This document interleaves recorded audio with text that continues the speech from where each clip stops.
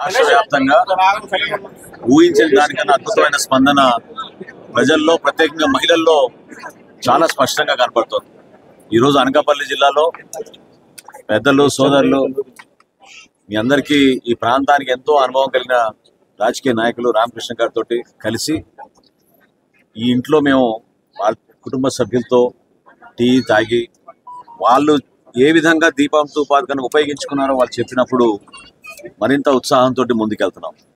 81 లక్షల కనెక్షన్స్ రాష్ట్ర వ్యాప్తంగా ఆల్రెడీ బుకింగ్స్ చేసుకున్నాయి.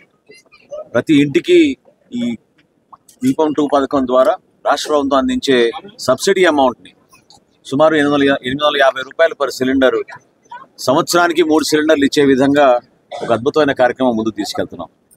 ఇక్కడ అనకాపల్లి జిల్లాలో దాదాపు 2,20,000 కనెక్షన్స్లో ఆల్రెడీ 1,75,000 మంది ఎల్పిజి గ్యాస్ కనెక్షన్ ఆల్రెడీ ఉన్న వాళ్ళు బుకింగ్ చేసుకున్నారు.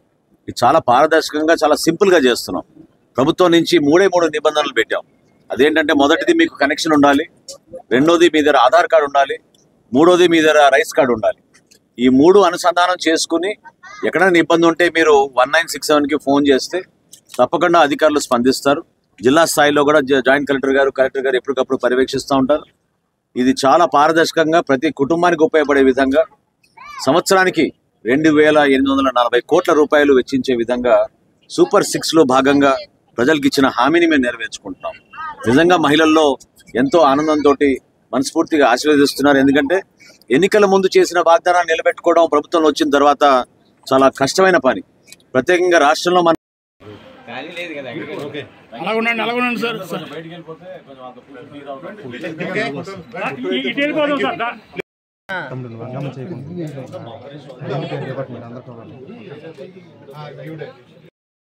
I'm telling you, this is much better than transferring money.